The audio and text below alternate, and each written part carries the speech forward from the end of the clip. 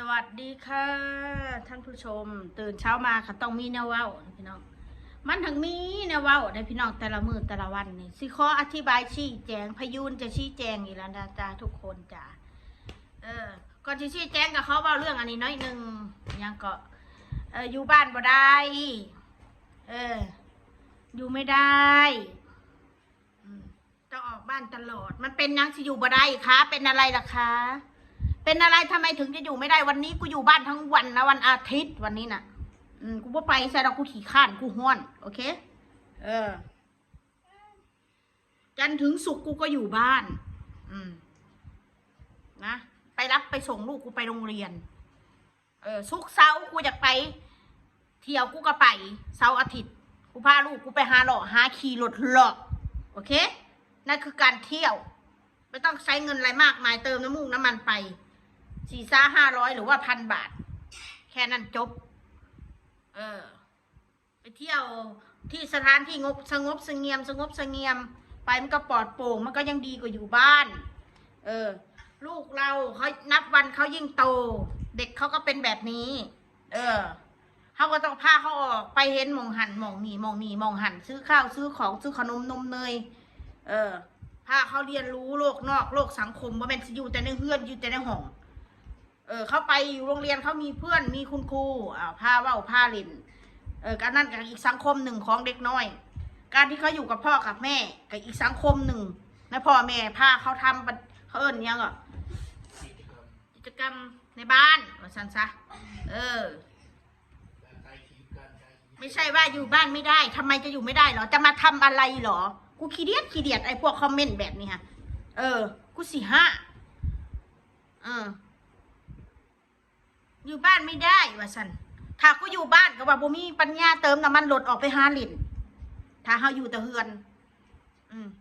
ถ้าเฮากันกินอันลวกพักจ้ำแจ่วบ่มีปัญญาซื้อกับข้าวได้พี่น้องบาทนี่ว่าเฮาบ่ไปเข้าร้านอาหารว่าเฮาบ่มีปัญญาเนี่ยบ่ได้คิดซะว่าเขาเบื่อเขาบ่อยากกินบ่ได้คิดเด้คือแต่มุมเดียวว่าเขานี่บ่มีปัญญาซื้อกินคือแต่ว่าเขาบ่มีปัญญาเติมน้ำมันรถกับบ่มีปัญญาเนี่ยไปไกลแล้วกับบ่มีปัญญายอมรับอยู่ถ้าสิไปฮอดระยองจันทร์กับพุ่นละต้องใช้เงินระดับ2-3 หมื่นพุ่นละพี่น้องถ้าไปพุ่นย่านใดต้องเบิด20,000เฮาบ่พอซ้ำนะเอาละพอว่าพูดประเด็นการนั่นนู่นนี่นั่นที่มาประเด็นว่าพูดน้องเมฆป่ะเนี่ยว่าพูดน้องเมฆนักอดใจน้องเมฆอยู่น้ำพายนู่นนี่นั่นข่อยถ้าแม่นว่าบ่มีคนเลี้ยงมีคนเอามีคนเบิ่งให้นะข่อยก็เบิ่งให้น้องได้3 เดือน2 เดือนนะข่อยเบิ่งให้ได้ชูอย่ามาดูถูกดูหมิ่นกูบอกกูเลี้ยงหลานบ่ได้บักเมฆน้อยมันอยู่น้องกูมันแห้งสิกินอิ่มอยู่อิ่มพุ่นเพราะว่าป้ามันเป็นคนใจดีป้ามันมักซื้อขนมให้หลานกินอยู่แล้วนะไผก็เลี้ยงได้เบิดบ่ว่าแม่น้อยบ่ว่าแม่ม้วนบ่ว่าข่อยเลี้ยงได้เบิดทุกคนเพราะว่าทุกคนเขามีความรับผิดชอบกันเขาใหญ่กันเบิดแล้วบ่ต้องมาว่าโอ้ยอยู่น้ำแม่น้อยดีก็อีมนโอ้ยอยู่น้ำแม่ม้อนดีก็อีมนสั้นลูกกูสิใหญ่บ่เด็กน้อยมันสิเป็นนั่นมันบ่ได้เกี่ยวน้องคนเลี้ยงดอกมันเป็นของเขาเองเป็นนำของเขาเองกูสิบอกว่าให้สั้นมันบ่มีดอกเด็กน้อยแบบนั่งอันเท่าเมฆกับนั่งมาหน้านั่นมันบ่มีแค่นี้ดอกคอยสิบอกไว้ให้ซะเด้อเด็กน้อยปัญญาอ่อนเด็กน้อยนะมีอยู่ทั่วโลกทั่วประเทศให้กูว่าหล่อนไหลเข้าใจบ่ว่ายังน่ะขึ้นแน่ถ้ากูเลี้ยงบ่ดีน่ะลูกกูสิใหญ่บอกกูถามซุแน่ชุดสะอาดอยู่น้ำกูอีกถ้ากูเลี้ยงเด็กน้อยกูบ่ได้เปื้อนอีกขี้หูขี้ตาขี้ดังน่ะคือสิบ่มีดอกว่าซั่นซะไผก็เลี้ยงได้เบิดเราขึ้นเลี้ยงบ่ต้องไปว่าเอ้ยอันแม่น้อยเลี้ยงดีกว่าแม่หมอนเลี้ยงดีกว่าแม่น้อยบ่ต้องไปว่าดอกใครก็เลี้ยงดีทั้งนั้นแหละสูอย่ามาตัดสินแทนคนอื่นเขากูสิบอกให้ซะสูน่ะเป็นคนเบิ่งเบิ่งไปบ่ต้องมาสารแน่ต้องมาคอมเมนต์คอมเมนต์ของกูเสียหายคอมเมนต์เข้ามานี่กูต้องเสียหายว่าซั่นจ้ะถ้ากูสิเบิ่งล้านเดือน2 เดือนมันยังกูสิเบิ่งได้ให้เบิ่งตลอดไปกูเบิ่งบ่ได้เพราะว่ายังกูก็ยากลูกกูต้องไปรับไปส่งลูกไปโรงเรียน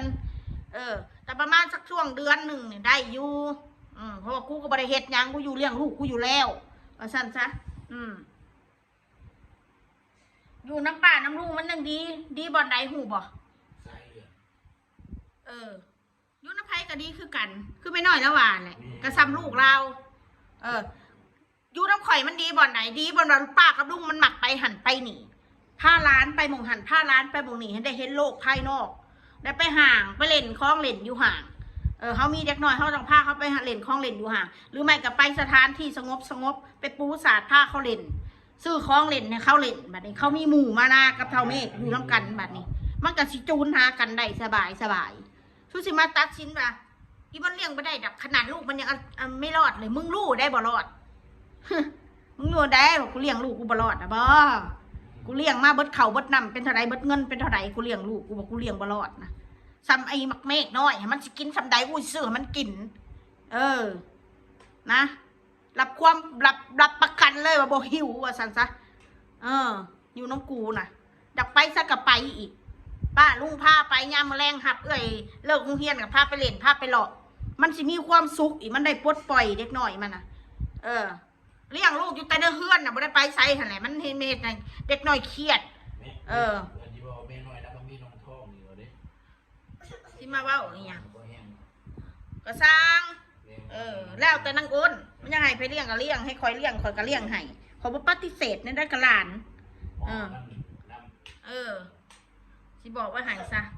อย่ามาเว้าอย่ามาตัดสินว่ากูเลี้ยงร้านบ่ได้ว่ากูอันแม่จะเลี้ยงอีกเลี้ยงกังก็ยังบ่รอดจะทิศท่อมาดูถูกกูอีสันตีนสูอันนี้สู้ซ้ำกูหะนะเลี้ยงลูกเลี้ยงหลานนะสิบอกว่าหายซะแล้วมันต้องมาว่าคนนั้นเลี้ยงดีกว่าผู้นี้เลี้ยงดีกว่าถ้าสิว่าอุ้ยให้ดีทั้งนั้นนอกจากพ่อกับแม่มันถ้าสิเอาตรงๆนะอยู่ทั้งคนอื่นก็คือคนอื่นแหละอยู่กับพ่อกับแม่ดีที่สุดแต่ว่าถ้ามันจำเป็นมันก็ต้องเลี้ยงสู้เข้าใจบอกมาว่าแต่กูนี่บอดีสู้นะดีตายเดี๋ยวมาหาคอมเมนต์บอกให้กูแบบนี้ฮะป้าตัวโตนี่มาส่งเสียนี่เลี้ยงบอดีของมึงคืออย่างกูถามเนี่ยน้องแม่มันก็เป็นของมันอยู่แล้วแบบนั้นนะเดี๋ยวก็กว่าเดิมอีกไปอยู่กับอีคกว่าสันสู้เปียกเทียบรถกูบริเวณว่ากูให้หลานสู้เปียกเทียบเมฆน้อยเรามา3 ปีกว่าเลยมันยังว่ายากกว่ามานา3 ปีกว่ามันยังว่าเป็นอยู่พัฒนาการน่ะสู้เบิ่งโลดแต่อันนี้กูว่าความจริงกูบริบุรีหลานลูกกูกับบดีคือกันแต่กูคอยซึมซับเพราะว่ายังอยู่กันแบบกูไม่ได้ห่างลูกกูว่าสั้นซะอยู่น้ำลูกกูตลอดสู้เข้าใจบ่มานานี่2 ปีนี่จอแจเนี่ยมันมาเสียรักตอนมันมาเบิ่งมือถืออีกแล้วนี่ช่วงหนึ่งนะเขาสิว่าจังใดซะกูก็ไม่ได้โทษไผดอกอันนี้โทษตัวเองนี่แหละคือเว้าแหละอธิบายไปก็ได้กับบ่เข้าใจคือเก่าก็คนติคนเตือนไม่ฟังฟังอยู่ค่ะคนเว้าดีๆฟังแต่คนเว้าภาษาซัดใส่แล้วบ่ฟังถ้าคนเตือนดีๆฟังอยู่เอาไปคิดอยู่แต่บ่เว้าคนเฮามึงเถอะการที่เฮาสิรับฟังความคิดเห็นจากคนอื่นบ่จำเป็นต้องเสือขอบคุณนะจ้าขอบคุณนะจ้ามาตอแหลมาสั่งภาพบ่เอาแม่นนิสัยกูก็นี่เราคอมเมนต์ดีเนาะเราให้แง่ทางที่ดีเนาะในการเลี้ยงลูกเลี้ยงหลานคิดในใจพอบ่ต้องมาขอบคุณนะจ้าที่แนะนำมนจังสั่นจังสี่โอ้ยไม่ใช่นิสัยค่ะบ่เป็นนิสัยฉันค่ะฉันบ่เป็นแบบนั้นผู้ใดดีมาฉันก็กดหัวใจให้คนที่ฉันกดหัวใจให้ชื่อว่าสุดยอดแล้วว่าจันจ้ะคนใดที่ฉันบอกกดหัวใจให้ชื่อว่าแย่สุดๆที่บอกไว้ให้ซะเด้อการตีเตือนได้แต่อย่าเกินอย่านักเกินเหตุอย่ามาเว้าพ่อแม่รังแกฉันแบบอย่าเว้ากูเคยรังแกลูกกูพิจารแพงลูกกูหักลูกกูอันใดสวยๆงามๆกูซื้อให้ลูกกูใส่แพงแต่แล้วกูก็ซื้อให้ใส่